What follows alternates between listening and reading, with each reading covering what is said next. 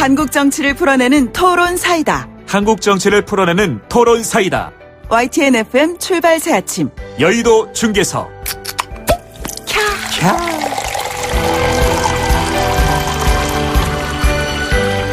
한국 정치를 풀어내는 토론사이다. 여의도 중계석 시간입니다. 누구 제가 그동안 기다렸던 시간입니다.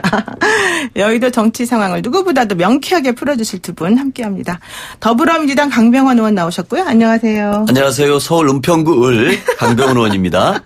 네, 자유한국당 백승지 의원 나오셨습니다. 안녕하세요. 예, 안녕하십니까. 경상북도 구미 갑의 자유한국당 백승주 의원입니다. 아, 좋습니다. 지난주에는 자리를 이렇게 바꿔 앉으셔가지고 제가 이렇게 봤다 이랬는데 오늘은 또 반대로 앉으시니까 좋네요. 자, 오늘 국회 얘기 한번 하겠습니다. 근데 서로 이렇게 사실은 두 분 사이도 좋고 또 정말 인품들이 훌륭하신 분들인데 오늘 토론 주제가 그대로 흘러갈지 아니면 조금 주장이 좀 나올지 한번 보겠습니다. 먼저 이인영 더불어민주당 원내대표가 어제 어떤 조건도 달지 말고 원포인트 본회의를 좀 열어야 된다. 이렇게 야당에 제안을 했습니다.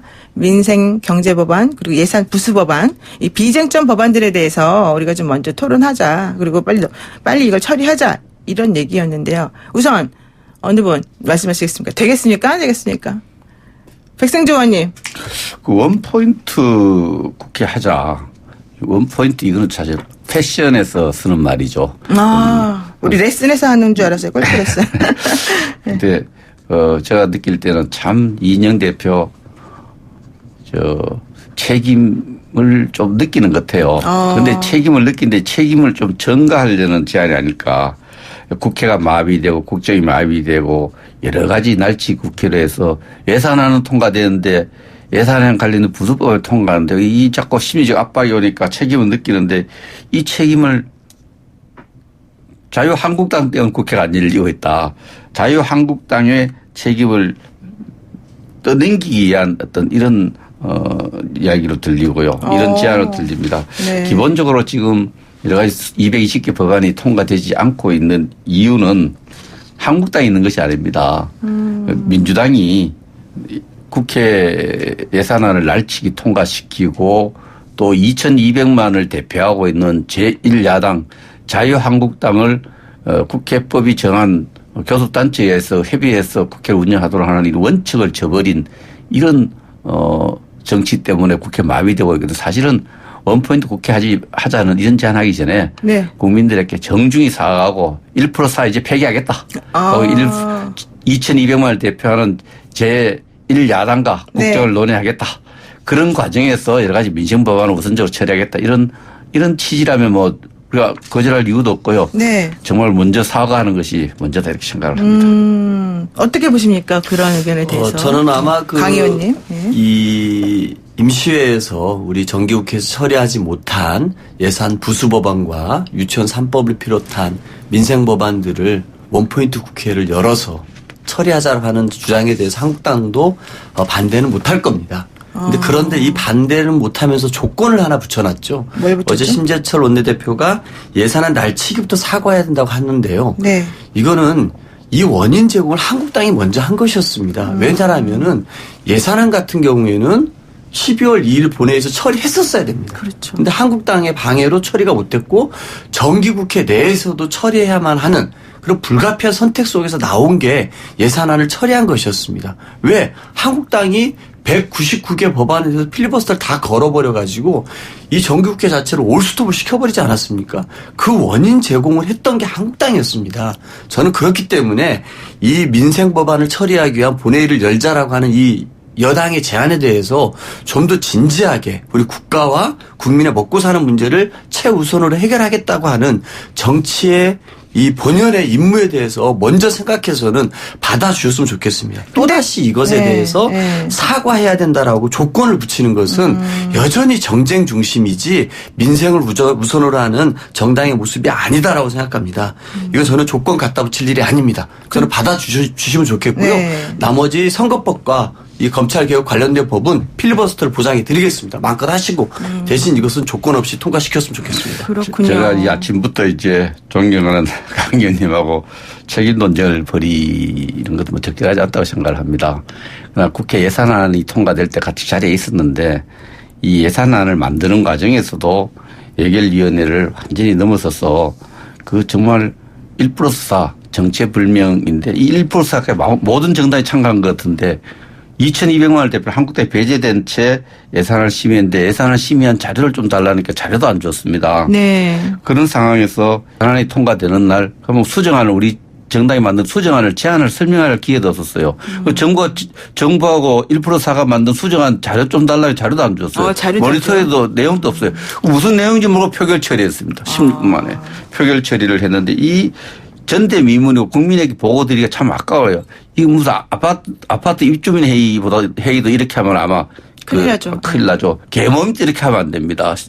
그런 엉터리 같이 예산안을 날치기 통과했는데 예산안이라는 게 얼마나 세금을 거둬들일 것이야 관련된 법을 개정하고 나서 예산안을 이렇게 수정안을 통과시키는 게 전례인데 거기 세금을 얼마 받아들이는 세금 관련 부수 법안들에 대한 것을 먼저 통과를 시키고 예산안 수정안을 정부안을 이렇게 제출합니다. 표결을 하는데 이거 아직도 예산 관련 부수 법안에 통과했는데 예산안 자체가 불법 상태에 있어요. 1월 넘어가면 12월 넘으면 큰 일이 생기는 거죠. 모든 예산안이 불법이 그렇죠. 되니까. 네. 지급 자체가 어려워요. 이 부분에 대해서 문희상 의장은 정말 해서는 안 될 날치기 통과를 한 거예요.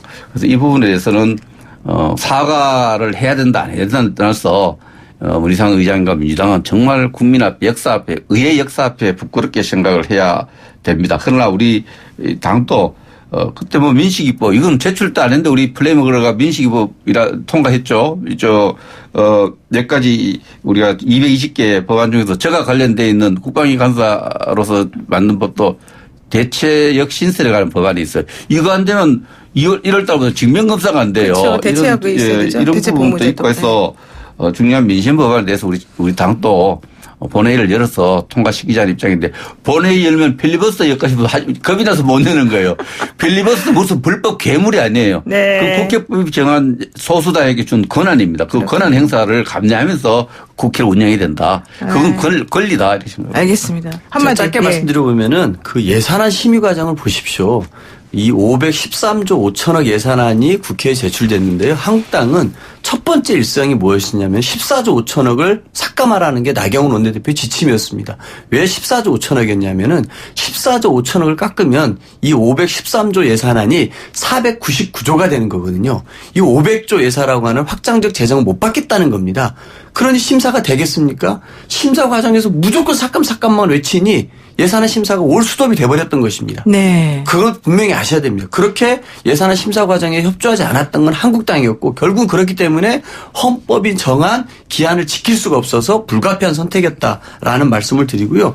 예산안이라는 것은 교섭단체 간의 합의가 안 되면 50인 이상으로 수정안을 낼 수 있기 때문에 이 예산안에 동의한 세력들이 모여서 수정안 냈다라는 말씀을 드립니다. 그리고 예산안을 먼저 통과시켰다고 얘기를 하셨는데 한국당의 전신인 한나라당 시절에 2009년과 2010년 정의와 국회 부의장이 사회를 보면서 예산을 먼저 통과시켰던 사례가 있음에도 불구하고 마치 전무후무한 있을 수 없는 일이라고 하는 건 옳지 않습니다. 저는 지금이라도 필리버스터에 대해서는 선거법, 검찰개혁법 보장하겠습니다.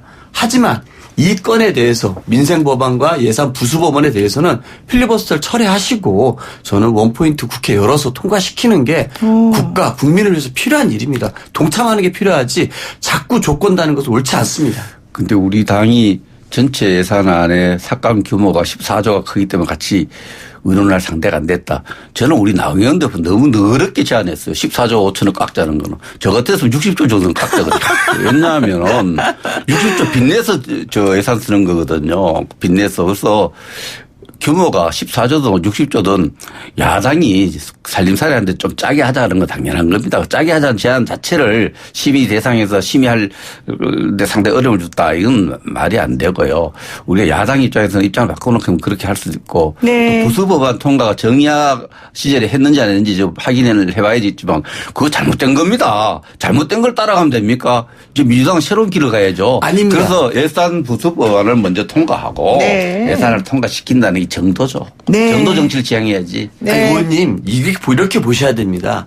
한국당이 그 2009년, 2010년에 그렇게 통과시켰던 것은 예산안이 통과되면 예산 부수법안도 자연스럽게 함께 가기 때문입니다. 이것을 누가 통과시키고 통과 안 시키지 않는 거 아닙니다. 그리고 아까 예산 심사 과정 말씀하신 60조를 깎는다고요? 지금 경제가 정말 어렵다는 얘기를 항상 한국당은 하면서 재정의 역할을 하려고 하면 왜 또 이거 막는 겁니까? 옳지 않습니다. 예산안 심사하는 과정에서 상임위에서 한국당 얼마나 많은 증액을 했습니까? 513조도 모자라서 10조씩 증액했던 건 한국당 의원님들이었어요. 네, 오늘 여기까지 일단 일상 아니, 이거는 1부는 여기까지 오해를 할게요. 받을 수 있어서 이야기를 드리는데 60조를 이야기한 것은 야당 입장에서는 정부가 편성안에 대해서 14조, 60조는 전직을 얼마 깎자고 하는 건 이때까지도 그렇게 네. 해왔고 그런 제안으로 받아들여야 네. 된다는 얘기죠. 네네. 일단 일부 여기 너무 뜨거워서 여기까지 잠깐 끊고요. 저희 그 문자로 8335 쓰시는 분께서요. 자유한국당과 민주당은 꼭 이혼 직전의 부부 같아요. 이렇게 말씀하시고 또 5917 쓰시는 우리 애청자분께서는 국회의원들이 과연 국민을 위해 일한다고 생각하는지 가슴에 한번 발을 얹어보세요. 이런 얘기를 하셨습니다. 자, 여기서 잠깐 끊고요. 저희가 2부에서 다시 돌아오겠습니다. 아유, 벌써.